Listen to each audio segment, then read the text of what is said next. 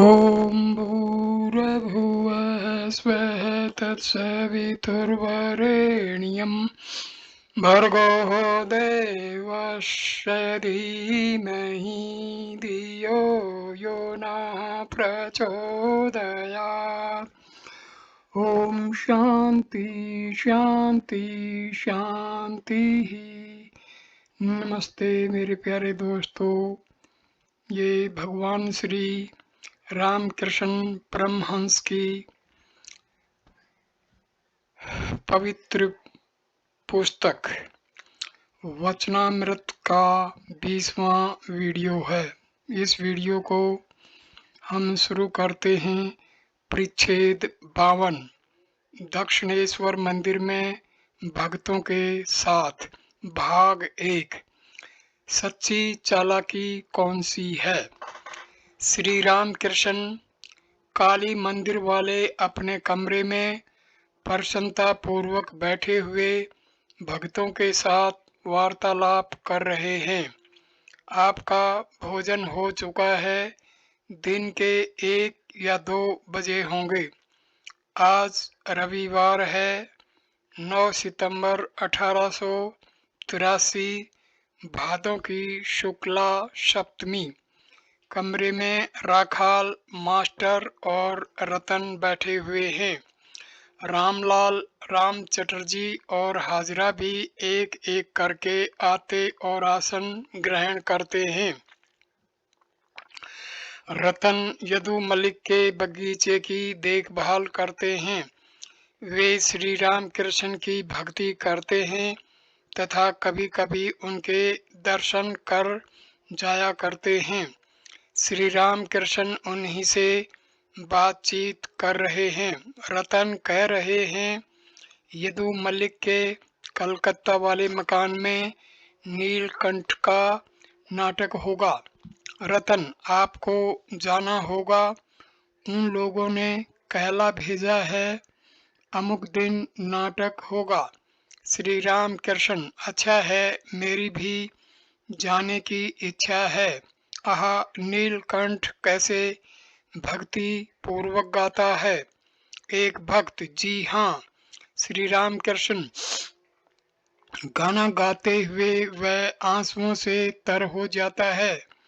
रतन से, सोचता हूँ रात को वहीं रह जाऊं। रतन, अच्छा तो है। राम चटर्जी आदि ने खड़ाऊं की चोरी वाली बात पूछी। रतन, यदु बापू के गृह देवता की सोने की खड़ाऊं चोरी गई है। इसके कारण घर में बड़ा हल्ला मचा हुआ है। थाली चलाई जाएगी। सब बैठे रहेंगे। जिसने लिया है उसकी ओर थाली चली जाएगी। श्री राम कृष्ण हंसते हुए, किस तरह थाली चलती है? अपने आप चलती है। यह एक तरह का टोना है। रतन, नहीं, हाथ से दबाई हुई रहती है। भक्त, हाथ ही की कोई कारीगरी होगी, हाथ की चालाकी। श्री राम कृष्ण हंसते हुए, जिस चालाकी से लोग ईश्वर को पाते हैं वही चालाकी है। सा चातुरी चातुरी। भाग 2, तांत्रिक साधना और श्री राम कृष्ण का संतान भाव। बातचीत हो रही है। इसी समय कुछ बंगाली सज्जन कमरे में आए और श्री राम कृष्ण को प्रणाम करके उन्होंने आसन ग्रहण किया। उनमें एक व्यक्ति श्री राम कृष्ण के पहले के परिचित हैं। ये लोग तंत्र के मत से साधना करते हैं, पंचमकार साधना। श्री राम कृष्ण अंतर्यामी है, उनका संपूर्ण भाव समझ गए। उनमें एक आदमी धर्म के नाम से पापाचरण भी करता है। यह बात श्री राम कृष्ण सुन चुके हैं।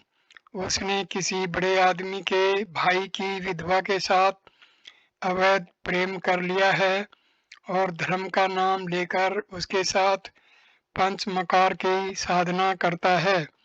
यह भी श्री राम कृष्ण सुन चुके हैं। श्री राम कृष्ण का संतान भाव है। वे हर एक नारी को माता समझते हैं, वैश्या को भी, और स्त्रियों को भगवती का एक एक रूप समझते हैं। श्री राम कृष्ण से हास्य। अचलानंद कहाँ है? उस दिन काली किंकर आया था और एक जन था। मास्टर आदि से अचलानंद और उसके शिष्यों का और ही भाव है। मेरा संतान भाव है। आए हुए बाबू लोग चुपचाप बैठे हुए हैं, कुछ बोलते नहीं। श्री राम कृष्ण मेरा संतान भाव है। अचलानंद यहाँ आकर कभी कभी रहता था, खूब शराब पीता था।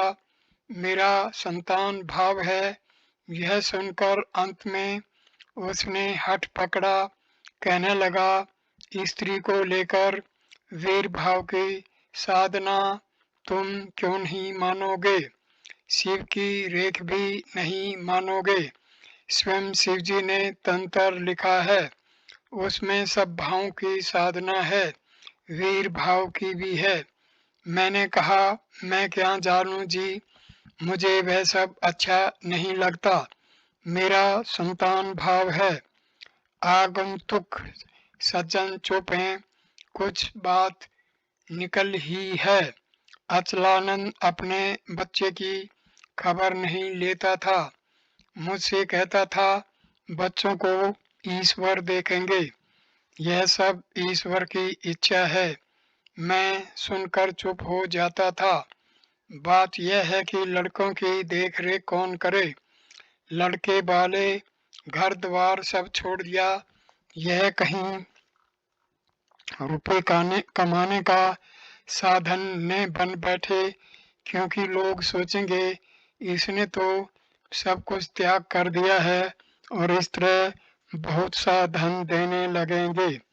मुकदमा जीतूंगा, खूब धन होगा, मुकदमा जिता दूंगा, जायदाद दिला दूंगा। क्या इसीलिए साधना है? ये सब बड़ी ही नीच प्रकृति की बातें हैं। रुपए से भोजन पान होता है, रहने की जगह होती है, देवताओं की सेवा होती है, साधुओं का सत्कार होता है, सामने कोई गरीब आ गया तो उसका उपकार हो जाता है। ये सब रुपए के सदुपयोग हैं। रुपए ऐश्वर्य का भोग करने के लिए नहीं है, न देश सुख के लिए है, न लोक सम्मान के लिए। विभूतियों के लिए लोग तंत्र के मत से पंचमकार की साधना करते हैं, परंतु उनकी बुद्धि कितनी हीन है। कृष्ण ने अर्जुन से कहा है, भाई, अष्ट सिद्धियों में किसी एक के रहने पर तुम्हारी शक्ति तो थोड़ी बढ़ सकती है, परंतु तुम मुझे न पाओगे। विभूति के रहते माया दूर नहीं होती। माया से फिर अहंकार होता है। कैसी हीन बुद्धि है। घृणास्पद स्थान से 3 घुट कारणवारी शराब पीकर लाभ क्या हुआ? मुकदमा जीतना। श्री राम कृष्ण तथा हठ योग। शरीर, रुपया, यह सब अनित्य है। इसके लिए इतना हठ क्यों? हठ योगों की दशा देखो ने। शरीर किसी तरह दीर्घायु हो, बस इसी ओर ध्यान लगा रहता है। ईश्वर की ओर लक्ष्य नहीं है। नेति धोती बस पेट साफ कर रहे हैं, नल लगाकर दूध ग्रहण कर रहे हैं। एक सुनार था, उसकी जीभ उलटकर तालू पर चढ़ गई थी, तब जड़ समाधि की तरह उसकी अवस्था हो गई। फिर वह हिलता डुलता न था। बहुत दिनों तक उसी अवस्था में रहा। लोग आकर उसकी पूजा करते थे। कुछ साल बाद एकाएक उसकी जीभ सीधी हो गई, तब उसे पहले की तरह चेतना हो गई। फिर वही सुनार का काम करने लगा।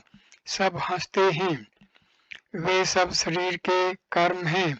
उसे प्राय ईश्वर के साथ कोई संबंध नहीं रहता। शालग्राम का भाई, उसका लड़का वंशलोचन का व्यवसाय करता था। 82 तरह के आसन जानता था। वह योग समाधि की भी बहुत सी बातें करता था, परंतु भीतर ही भीतर उसका कामिनी कांचन में मन था। दीवान मदन भट्ट की कुछ 1000 रुपयों की एक नोट पड़ी थी। रुपयों की लालच से वह उसे झट निकल गया। बाद में फिर किसी तरह निकाल लेता, परंतु नोट उससे वसूल हो गई। अंत में 3 साल के लिए वह जेल भेजा गया। मैं सरल भाव से सोचता था, शायद उसकी आध्यात्मिक उन्नति बहुत हो चुकी है। सच कहता हूँ, राम दोहाई। श्री राम कृष्ण तथा कामिनी कांचन। यहाँ सीती के महेंद्रपाल 5 रुपए दे गया था रामलाल के पास। उसके चले जाने के बाद रामलाल ने मुझसे कहा। मैंने पूछा, क्यों दिया? रामलाल ने कहा, यहाँ के खर्च के लिए दिया है। तब याद आया, दूध वाले को कुछ देना है, होने हो इन्हीं रुपयों से कुछ दे दिया जाए। परंतु यह क्या आश्चर्य, मैं रात को सोया हुआ था, एकाएक उठ पड़ा। छाती के भीतर मानो कोई बिल्ली की तरह खरोंचने लगा। तब रामलाल के पास जाकर मैंने कहा, किसे दिया है? तेरी चाची को। रामलाल ने कहा, नहीं, आपके लिए। तब मैंने कहा, नहीं, रुपए जाकर अभी वापस दिया, नहीं तो मुझे शांति न होगी। रामलाल सुबह को उठकर जब रुपए वापस दे आया, तब तबीयत ठीक हुई। उस देश की भगवतियाँ तेलिन करता भजा दल की हैं। वे सब औरत लेकर साधना किया करते हैं। एक पुरुष के हुए बिना स्त्री की साधना होगी ही नहीं। उस पुरुष को राग कृष्ण कहते हैं। 3 बार स्त्री से पूछा, तूने कृष्ण को पाया? वह स्त्री 3 बार कहती है, पाया। भगवतिया शूद्र है, तेलिन है, परंतु सब उसके पास जाकर उसके पैरों की धूल लेते थे, उसे नमस्कार करते थे।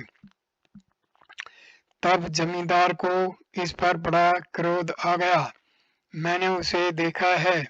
जमींदार ने उसके पास एक बदमाश भेज दिया। उससे वह फंस गई और उसके गर्भ रहा। एक दिन एक बड़ा आदमी आया था, मुझसे कहा, महाराज, इस मुकदमे में ऐसा कर दीजिए कि मैं जीत जाऊं। आपका नाम सुनकर आया हूँ। मैंने कहा, भाई, वह मैं नहीं हूँ, तुम्हारी भूल हुई, वह अचलानंद है। ईश्वर पर जिसकी सच्ची भक्ति है, वह शरीर, रुपया आदि की थोड़ी भी परवाह नहीं करता। वह सोचता है, देह सुख के लिए, लोक सम्मान के लिए, रुपयों के लिए क्या जप और तप करूं। ये सब अनित्य हैं, 4 दिन के लिए हैं। आए हुए सब बाबू लोग उठे। उन्होंने नमस्कार करके कहा, तो हम चलें। वे चले गए। श्री राम कृष्ण मुस्कुरा रहे हैं और मास्टर से कह रहे हैं, चोर धर्म की बात नहीं सुनते, सब हंसते हैं। भाग 4, विश्वास चाहिए। श्री राम कृष्ण मणि से सहस्य, अच्छा नरेंद्र कैसा है? मणि जी बहुत अच्छा है। श्री राम कृष्ण, देखो, उसकी जैसी विद्या है वैसी ही बुद्धि भी है और गाना बजाना भी जानता है। इधर जितेंद्रिय भी है, कहता है विवाह न करूँगा। मणि, आपने कहा है जो पाप पाप सोचता रहता है वह पापी हो जाता है, फिर वह उठ नहीं सकता। मैं ईश्वर की संतान हूँ, यह विश्वास यदि हुआ तो बहुत शीघ्रता से उन्नति होती है। श्री राम कृष्ण, हाँ विश्वास चाहिए। कृष्ण किशोर का कैसा विश्वास है? कहता था मैं एक बार उनका नाम ले चुका, अब मुझ में पाप कहाँ रह गया, मैं शुद्ध और निर्मल हो गया हूँ। हलधारी ने कहा था अजामिल फिर नारायण की तपस्या करने गया था, तपस्या न करने पर क्या उनकी कृपा होती है? केवल एक बार नारायण कहने से क्या होगा? यह बात सुनकर कृष्ण किशोर को इतना क्रोध आया कि बगीचे में फूल तोड़ने आया था, उसने हलधारी की ओर फिर एक दृष्टि भी नहीं फेरी। हलधारी का बाप बड़ा भगत था। स्नान करते हुए कमर भर पानी में जब वह मंत्र पढ़ता था, रक्त वर्णम चतुर्मुखम आदि कहते हुए ध्यान करता था, तब उसकी आंखों से अनर्गल प्रेमाश्रु चलते थे। एक दिन अड़िंदा के घाट पर एक साधु आया, बात हुई हम लोग भी देखने जाएंगे। हलधारी ने कहा उस पंचभूतों के गिलाप को देखकर क्या होगा? इसके बाद कृष्ण किशोर ने यह बात सुनकर कहा था क्या साधु के दर्शन से क्या होगा? ऐसी बात भी उसके मुंह से निकली। जो लोग कृष्ण का नाम लेते हैं या राम नाम का जप करते हैं उनकी देह चिन्ह में होती है और वे सब चिन्ह में देखते हैं। चिन्ह में श्याम, चिन्ह में धाम। उसने कहा था एक बार कृष्ण या राम का नाम लेने पर 100 बार के संध्या करने का फल होता है। जब उसके एक लड़के की मृत्यु होने लगे तब मरते समय राम का नाम लेकर उसने देह छोड़ी थी। कृष्ण किशोर कहता था उसने राम का नाम लिया है, उसे अब क्या चिंता है, परंतु कभी कभी रो पड़ता था पुत्र का शोक। वृंदावन में उसे प्यास लगी थी। मोची से उसने कहा तो शिव का नाम ले। उसने शिव का नाम लेकर पानी भर दिया। उस तरह का आचारी ब्राह्मण होकर भी उसने वह पानी पी लिया। कितना बड़ा विश्वास है। विश्वास नहीं है और पूजा जप संध्यादि कर्म करता है, इससे कुछ नहीं होगा। क्यों जी मास्टर? जी हाँ। श्री रामकृष्ण से गंगा के घाट में नहाने के लिए लोग आते हैं। मैंने देखा है उस समय दुनिया भर की बातें करते हैं। किसी की विधवा बुआ कह रही है बहू मेरे बिना रहे दुर्गा पूजा नहीं होती, मैं न रहूं तो श्री मूर्ति भी सुडौल न हो।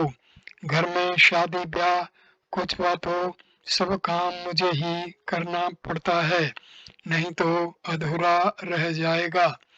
फूल सैया का बंदोबस्त, कत्थे के बगीचे की तैयारी सब मैं ही करता हूँ। मणि जी इनका भी क्या दोष, क्या लेकर रहें। श्री राम कृष्ण से हास्य।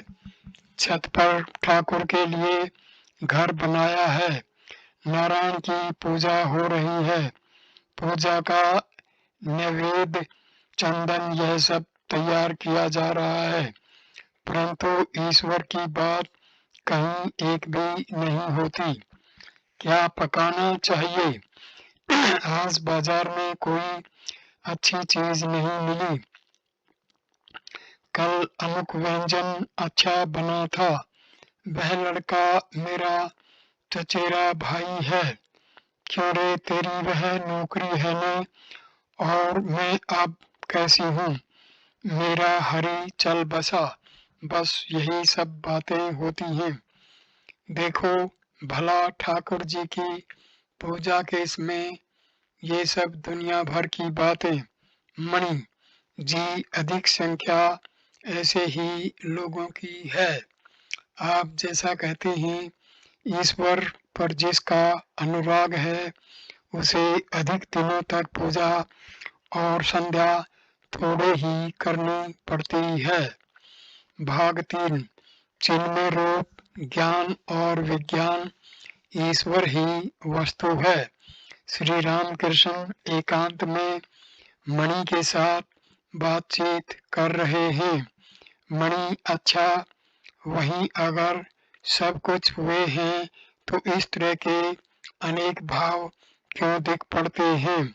श्री रामकृष्ण विभु के स्वरूप से वे सर्वभूतों में हैं, परंतु शक्ति की विशेषता है।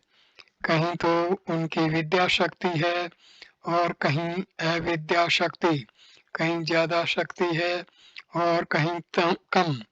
देखो ने आदमी के भीतर ठग चोर भी हैं और बाघ जैसे भयानक प्रकृति वाले भी हैं। मैं कहता हूँ ठग नारायण है, बाघ नारायण है। मणि सहस्य जी, उन्हें तो दूर ही से नमस्कार करना चाहिए। बाघ नारायण के पास जाकर अगर कोई उन्हें भर बाह भेंटने लगे तब तो वह उसे कलेवा ही कर जाएं। श्री रामकृष्ण वे और उनकी शक्ति ब्रह्म और शक्ति, इसके सिवाय और कुछ नहीं है। नारद ने रामचंद्र जी से सत्व करते हुए कहा, हे राम, तुम ही शिव हो, सीता भगवती हैं, तुम ब्रह्मा हो, सीता ब्रह्माणी हैं, तुम इंद्र हो, सीता इंद्राणी हैं, तुम नारायण हो, सीता लक्ष्मी, पुरुषवाचक जो कुछ है सब तुम ही हो, स्त्रीवाचक जो कुछ है वह सब सीता। मणि और चिन्ह में रूप। श्री रामकृष्ण कुछ देर बाद विचार करने लगे, फिर धीमे स्वर में कहा, वह किस तरह है बताऊं, जैसे पानी का। ये सब बातें साधना करने पर समझ में आती हैं। रूप पर विश्वास करना। जब ब्रह्म ज्ञान होता है, अभेदता तब होती है। ब्रह्म और शक्ति अभेद हैं, जैसे अग्नि और उसकी दाहिका शक्ति। अग्नि को सोचने पर साथ ही उसकी दाहिका शक्ति को भी सोचना पड़ता है और दाहिका शक्ति को सोचने पर अग्नि को भी सोचना पड़ता है। जैसे दूध और दूध की धवलता, जल और उसकी हिम शक्ति। परंतु ब्रह्म ज्ञान के बाद भी अवस्था है। ज्ञान के बाद विज्ञान है। जिसे ज्ञान है, जिसे बोध हो गया, उसमें अज्ञान भी है। सतपुत्रों के शोक से वशिष्ठ को भी रोना पड़ा था। लक्ष्मण के पूछने पर राम ने कहा, भाई ज्ञान और अज्ञान के पार जाओ। जिसे ज्ञान है उसे अज्ञान भी है। पैर में अगर कांटा चुभ जाए तो एक दूसरा कांटा लेकर वह निकाल दिया जाता है, फिर उसके साथ दूसरा कांटा भी फेंक दिया जाता है। मणि, क्या अज्ञान और ज्ञान दोनों फेंक दिए जाते हैं?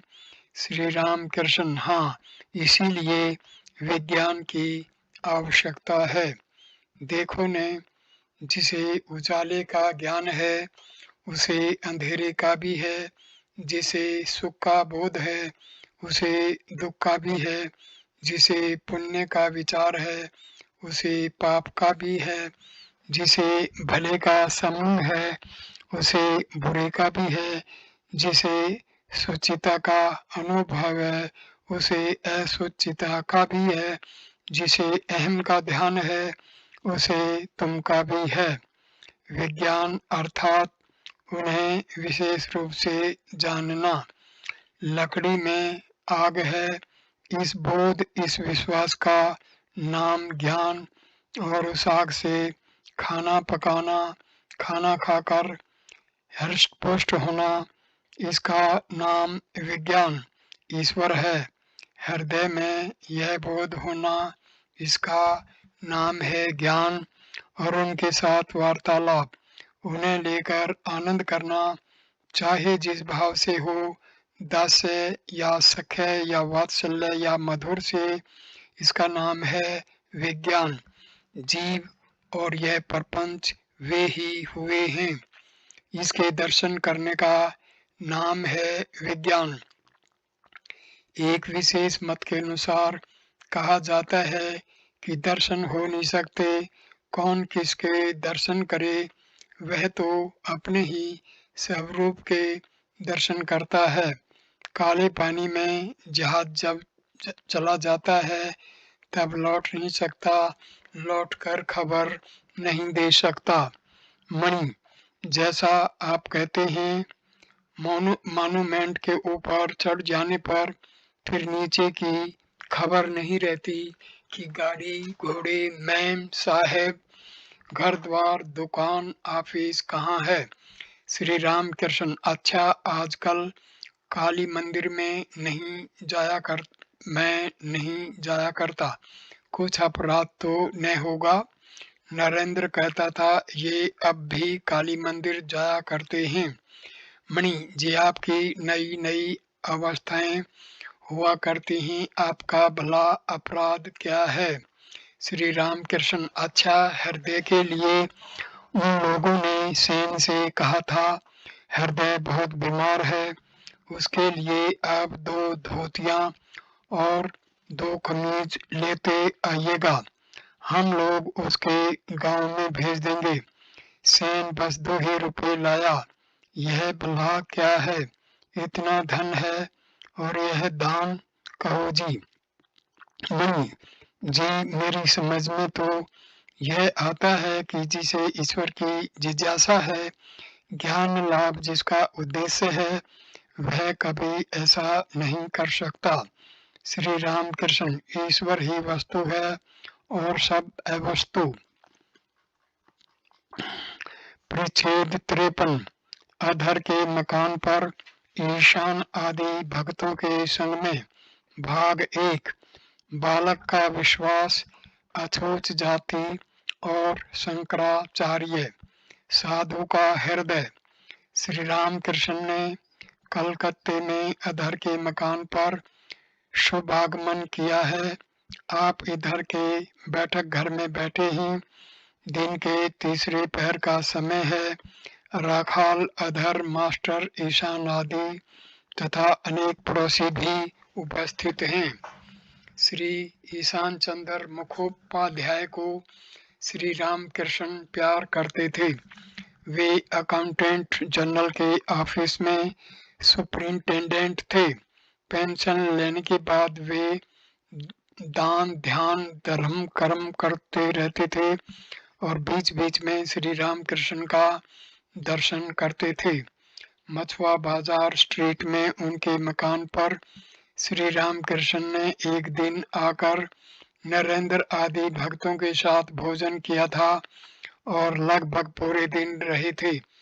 उस उपलक्ष्य में ईशान ने अनेक लोगों को भी आमंत्रित किया था। श्री नरेंद्र आने वाले थे परंतु आ नहीं सके। ईशान पेंशन लेने के बाद श्री रामकृष्ण के पास दक्षिणेश्वर में सर्वदा जाया करते हैं और भाटपाड़ा में गंगा तट पर निर्जन में बीच बीच में ईश्वर चिंतन करते हैं। इस समय उनके मन में भाटपाड़ा में गायत्री का पुरस्चरण करने की इच्छा थी। आज शनिवार 22 सितंबर 1883 ईस्वी है। श्री रामकृष्ण ईशान के प्रति अपनी वह कहानी कहो तो बालक ने पत्र भेजा था। ईशान हंसकर, एक बालक ने सुना कि ईश्वर ने हमें पैदा किया है, इसलिए उसने अपनी प्रार्थना जताने के लिए ईश्वर के नाम पर एक पत्थर लिखकर लेटर बॉक्स में डाल दिया। पता लिखा था स्वर्ग। सभी हंसे।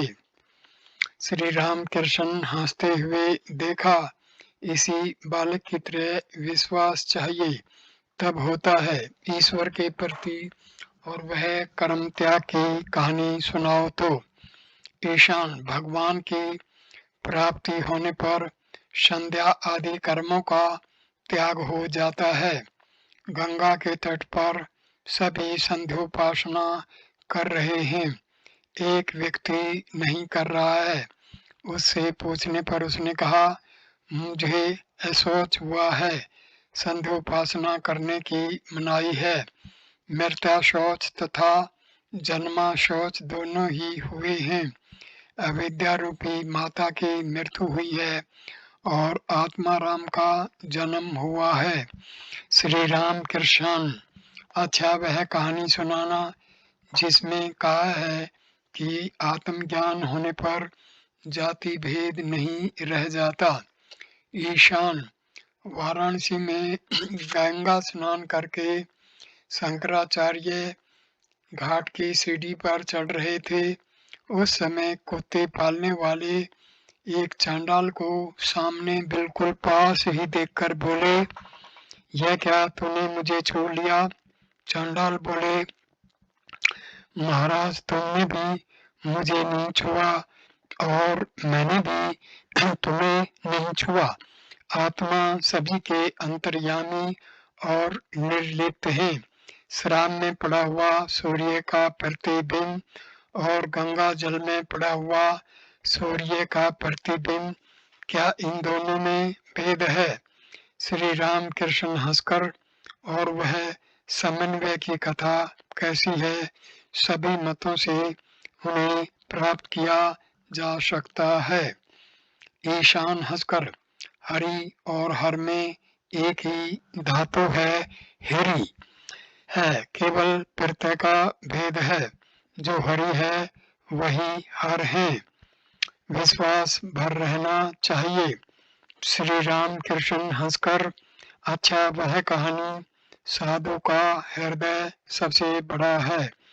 ईशान हंसकर, सबसे बड़ी है पृथ्वी, उससे बड़ा है समुद्र, उससे बड़ा है आकाश, परंतु भगवान विष्णु ने एक पैर से स्वर्ग, मर्त्य, पाताल, त्रिभुवन पर अधिकार कर लिया था, पर उस विष्णु का पद साधु के हृदय में है, इसलिए साधु का हृदय सबसे बड़ा है। इन सब बातों को सुनकर भक्तगण आनंदित हो रहे हैं। The kingdom of heaven is revealed unto babes, but is hidden from the wise and the prudent. Bible. मृता मोहमयी माता जातो बोध में सुतः सूत कद्वे संप्रांतो कथम संध्या मुपास्महे हृदाकाशे चिदात्ति सदा भासति भासति नास्तमेति न चीदेति कथम संध्या मुपास्महे। ये मैत्रेय उपनिषद से है। भाग 2। आद्याशक्ति की उपासना से ही ब्रह्म की उपासना होती है।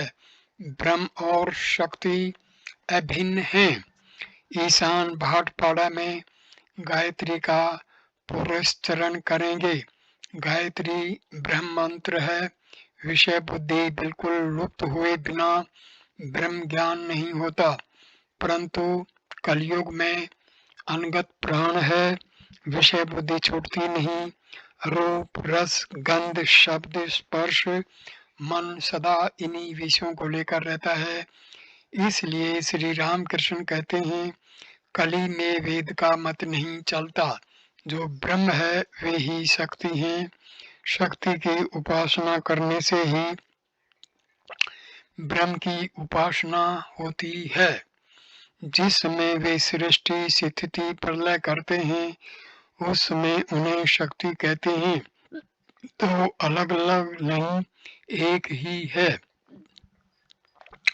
श्री रामकृष्ण ईशान के प्रति क्यों नेति नेति करके भटक रहे हो? ब्रह्म के संबंध में कुछ भी नहीं कहा जा सकता, केवल कहा जा सकता है अस्ति मात्रम केवलः राम। हम जो कुछ देख रहे हैं, सोच रहे हैं, सभी उस आद्या शक्ति का, उस चित्त शक्ति का ऐश्वर्य है। सर्जन, पालन, संहार, जीव जगत, फिर ध्यान, ध्याता, भक्ति, प्रेम, सब उनका ऐश्वर्य है। परंतु ब्रह्म और शक्ति अभिन्न हैं। लंका से लौटने के बाद हनुमान ने राम की स्तुति की थी, कहा था, हे राम, तुम ही पर ब्रह्म हो और सीता तुम्हारी शक्ति है, परंतु तुम दोनों अभिन्न हो। जिस प्रकार सर्प और उसकी टेढ़ी गति, सांप जैसी गति को सोचना हो तो सांप को सोचना होगा, और सांप को सोचने पर सांप की गति को भी सोचना पड़ता है। दूध का विचार करने पर दूध के रंग का, धवल तव का विचार करना पड़ता है, और दूध की तरह सफेद अर्थात धवल तव को सोचने पर दूध का स्मरण लाना पड़ता है। जल की शीतलता का चिंतन करते ही जल का स्मरण आता है, और फिर जल के चिंतन के साथ ही जल की शीतलता का भी चिंतन करना पड़ता है। इस आद्या शक्ति या महामाया ने ब्रह्म को आवृत कर रखा है। आवरण हट जाते ही मैं जो था वही बन गया, मैं ही तुम ही मैं हूँ। जब तक आवरण है तब तक वेदांतवादी की ही सोहम अर्थात मैं ही पर ब्रह्म हूँ यह बात नहीं चलती।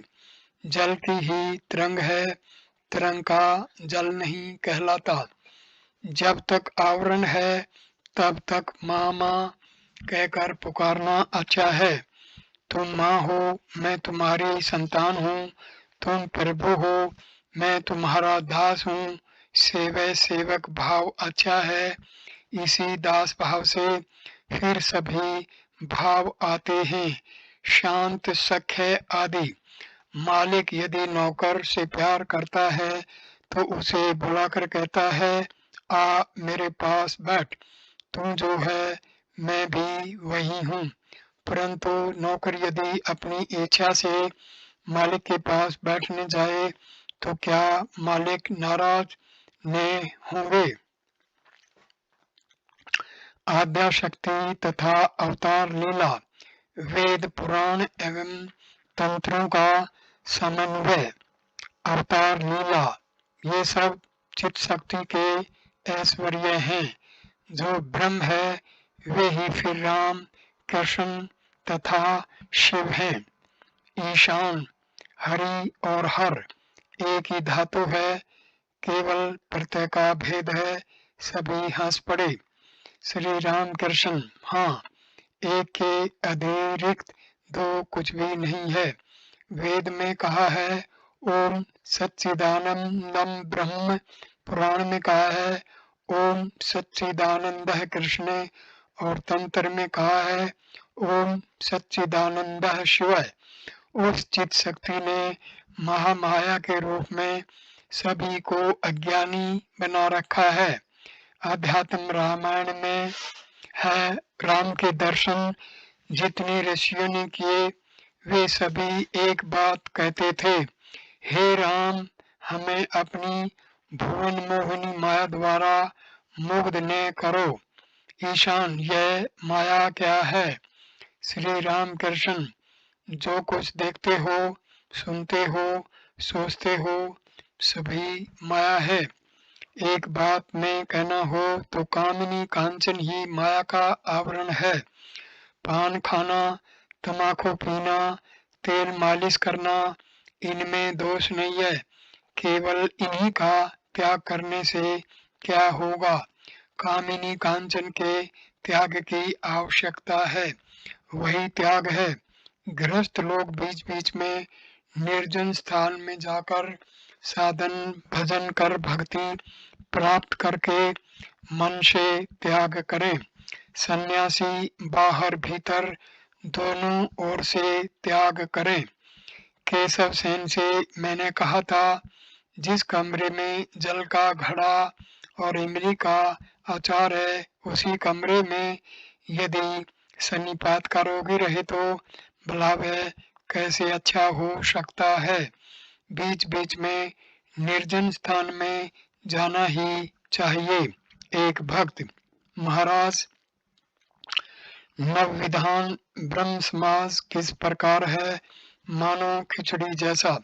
श्री राम कृष्ण, कोई कोई कहते हैं आधुनिक।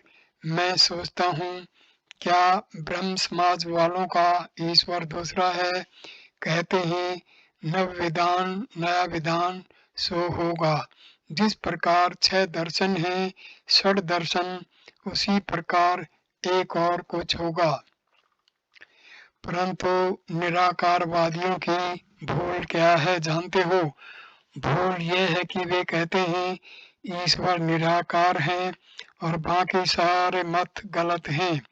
मैं जानता हूँ वे साकार निराकार दोनों ही हैं और भी कितने प्रकार के बन सकते हैं। वे सब कुछ बन सकते हैं। ईशान के प्रति वही चित्त शक्ति, वही महामाया 24 तत्व बनी हुई है। मैं ध्यान कर रहा था, ध्यान करते करते मन चला गया रस के घर में। रस के मित्र हैं। मन से कहा, अरे रह, वहीं पर रह। माँ ने दिखा दिया, उसके घर में जो लोग घूम रहे हैं वे बाहर का आवरण मात्र हैं, भीतर वही है। एक कुल कुंडलिनी, एक षटचक्र है। वह आद्या शक्ति स्त्री है या पुरुष? मैंने उस देश में देखा, लाहों के घर पर काली पूजा हो रही है। माँ के गले में जनेऊ दिया है। एक व्यक्ति ने पूछा, माँ को जनेऊ क्यों है? जिसके घर में पूजा है उसने कहा, भाई तूने माँ को ठीक पहचाना है, परंतु मैं तो कुछ भी नहीं जानता कि माँ पुरुष है या स्त्री। इस प्रकार कहा जाता है कि महामाया शिव को निगल गई। माँ के भीतर षट चक्र का ज्ञान होने पर शिव माँ की जांघ में से निकल आए। फिर शिव ने तंत्रों की रचना की। उस चित्त शक्ति के इस महामाया के शरणागत होना चाहिए। ईशान, आप कृपा कीजिए, डुबकी लगाओ। गुरु का प्रयोजन शास्त्राध्ययन। श्री राम कृष्ण, सरल भाव से कहो, हे ईश्वर दर्शन दो, और रो और कहो, हे ईश्वर कामिनी कांचन से मन को हटा दो। और डुबकी लगाओ। ऊपर ऊपर बहने से या तैरने से क्या रतन मिलता है? डुबकी लगानी पड़ती है। गुरु से पता लेना चाहिए। एक व्यक्ति बाणलिंग शिव की खोज कर रहा था।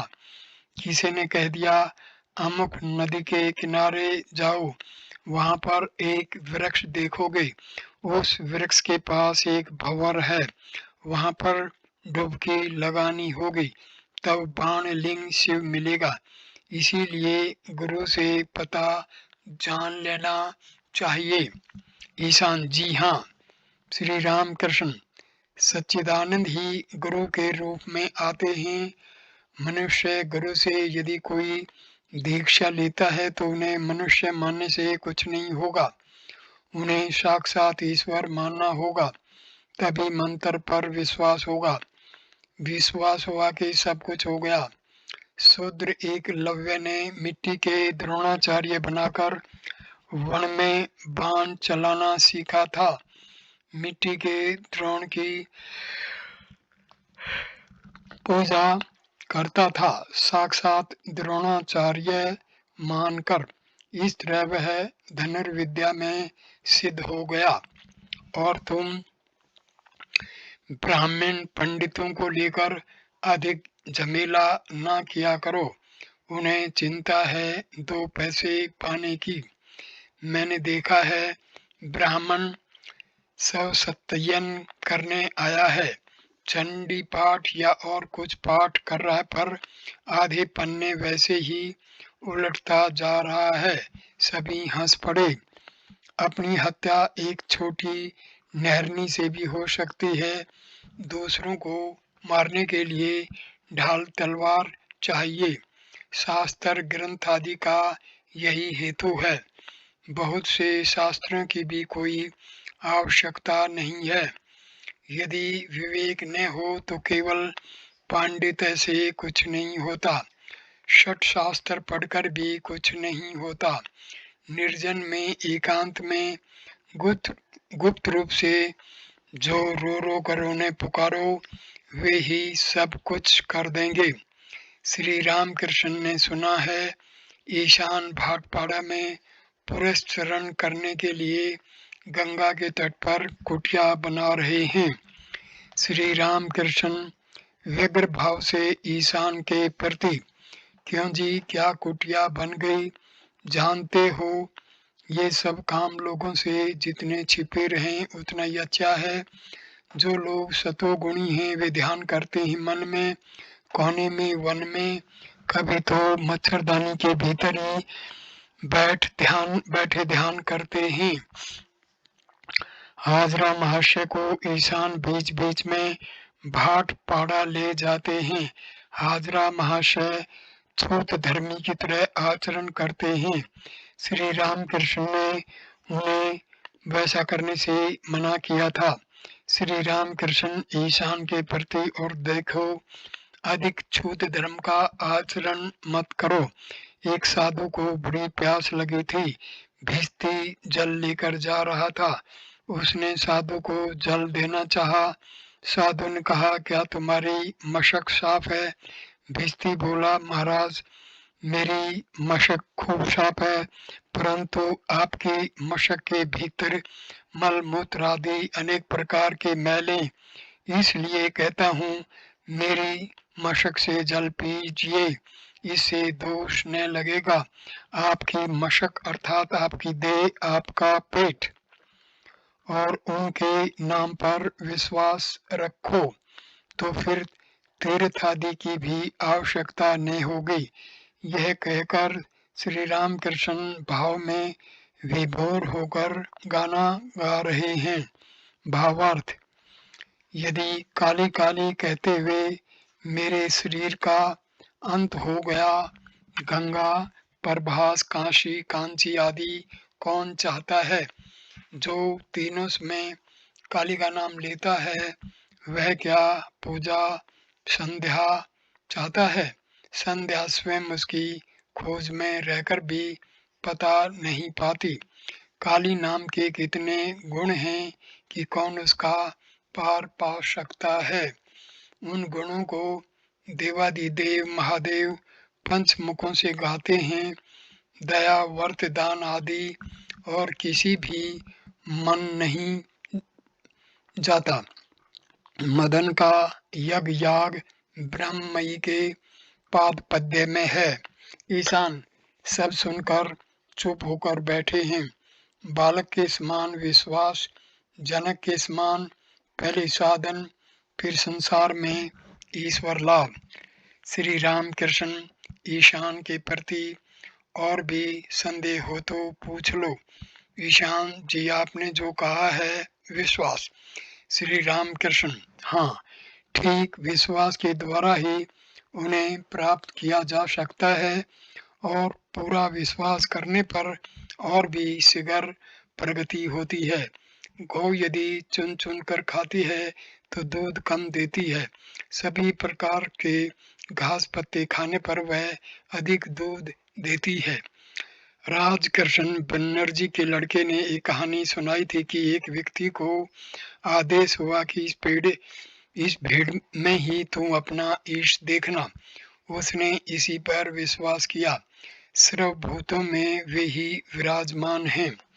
गुरु ने भक्त से कह दिया कि राम ही घट घट में विराजमान हैं। भक्त का उसी में विश्वास हो गया। जब देखा एक कुत्ता मुंह में रोटी लेकर भाग रहा है तो भक्त घी का पात्र हाथ में लेकर पीछे पीछे दौड़ता और कहता है, राम थोड़ा ठहरो, रोटी में घी तो लगा दूं। आहा, कृष्ण किशोर का क्या ही विश्वास था। कहा करता था, ओम कृष्ण ओम राम।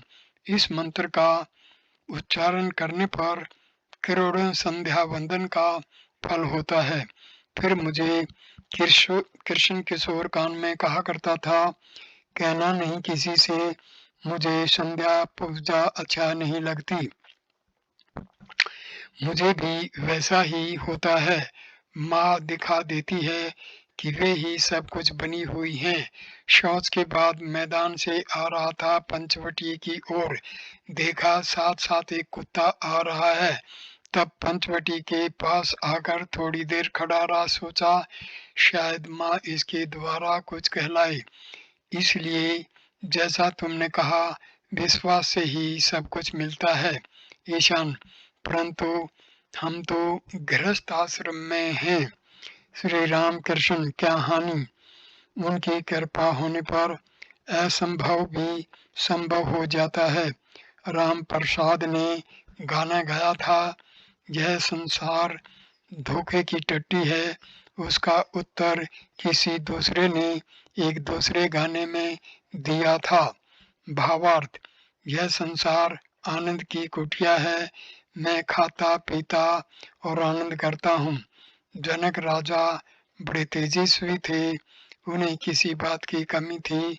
वे तो दोनों ओर संभाले रखकर आनंद से दूध पीते थे, परंतु पहले निर्जन में गुप्त रूप से साधन भजन करके ईश्वर को प्राप्त करने के बाद संसार में रहने से मनुष्य राजा जनक बन सकता है, नहीं तो कैसे होगा।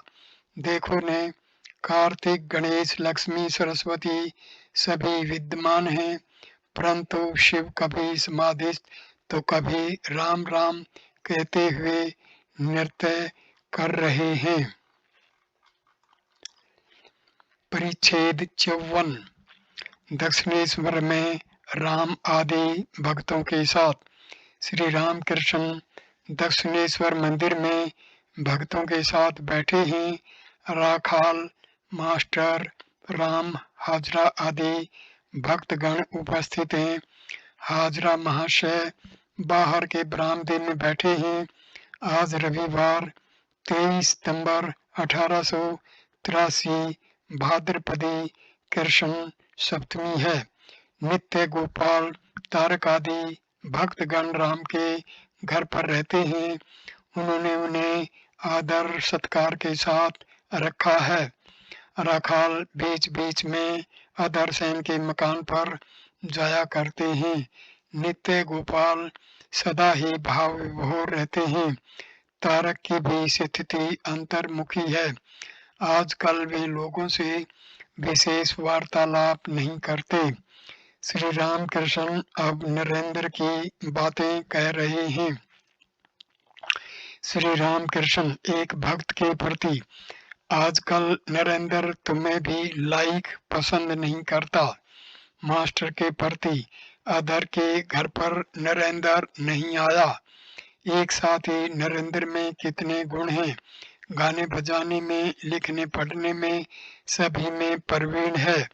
उस दिन यहाँ से कप्तान की गाड़ी से जा रहा था। गाड़ी में कप्तान भी बैठे थे। उन्होंने उससे अपने पास बैठने के लिए कितना कहा, पर नरेंद्र अलग ही जाकर बैठा। कप्तान की ओर ताक कर भी देखा तक नहीं। केवल पांडित्य से क्या होगा, साधन भजन चाहिए। इन देश का गौरी पंडित विद्वान था और साधक भी, शक्ति साधक। माँ के भाव में कभी कभी पागल हो जाता था। बीच बीच में कह उठता था, हा रे रे रे निरालंबो लंबोदर जननी कम यामी शरणम। उसमें सब पंडित निष्प्रभ हो जाते थे। मैं भी भावाविष्ट हो जाता था। मेरा भोजन देखकर पूछता, तुमने भैरवी लेकर साधना की है? एक कर्ता भजा संप्रदाय के पंडित ने निराकार की व्याख्या करते हुए कहा, निराकार अर्थात नीर का आकार। यह व्याख्या सुनकर गौरी बहुत क्रुद्ध हुआ। पहले पैल कट्टर शाक्त था, तुलसी का पत्ता 2 लकड़ियों के सहारे उठाता था, छूता न था। सभी हंसे। इसके बाद घर गया। घर से लौट आने के पश्चात फिर वैसा नहीं करता था। मैंने काली मंदिर के सामने एक तुलसी का पौधा लगा था, पर कुछ समय में वह सूख गया। कहते हैं जहाँ पर बकरों की बलि होती है वहाँ पर तुलसी नहीं रहती। गौरी सभी बातों की सुंदर व्याख्या करता था।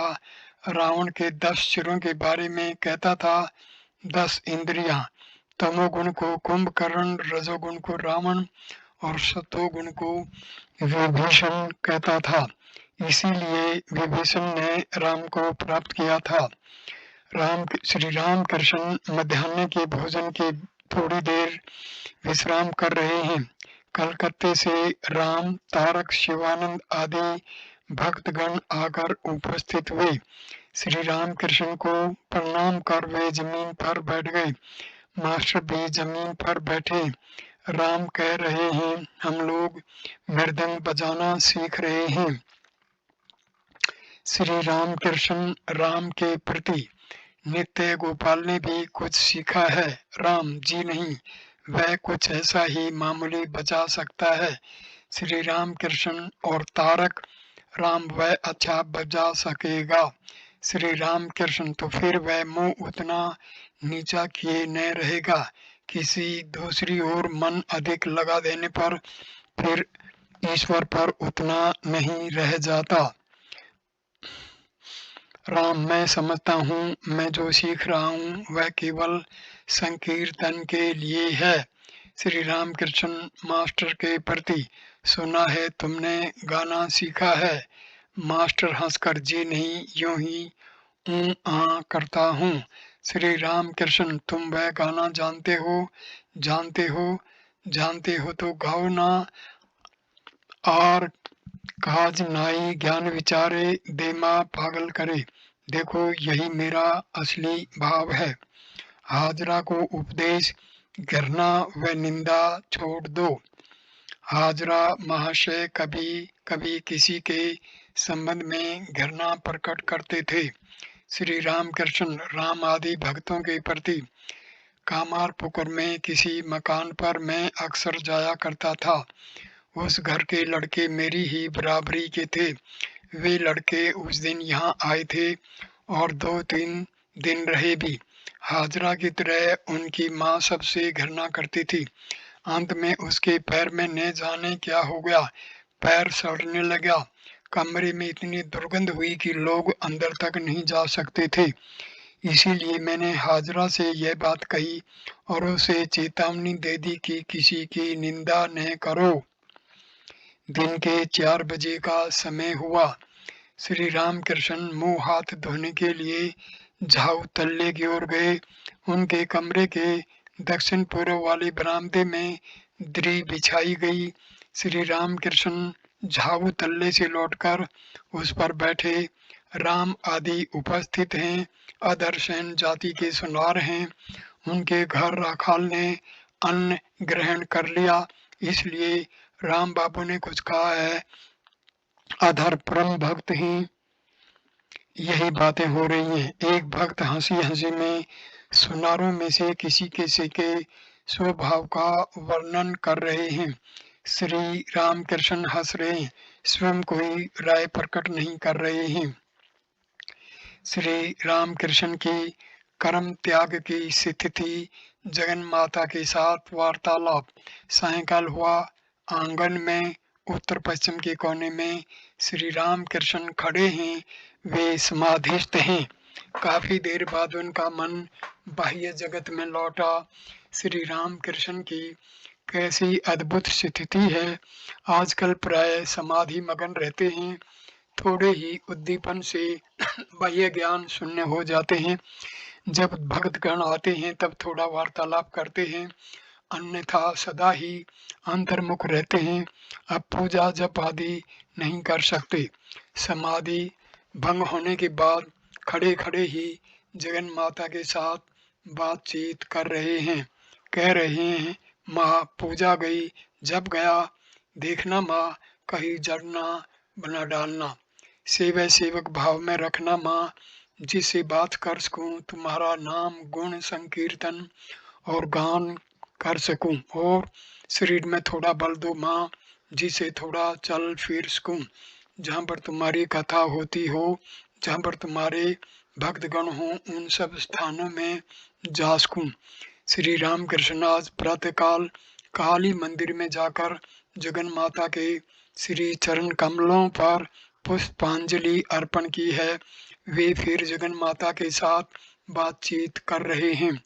श्री राम कृष्ण कह रहे हैं, माँ आज सवेरे चरणों में 2 फूल चढ़ाए, सोचा अच्छा हुआ, फिर बाह्य पूजा की और मन जा रहा है, पर माँ फिर ऐसा क्यों हुआ, फिर जड़ की तरह क्यों बना डाल रही हो।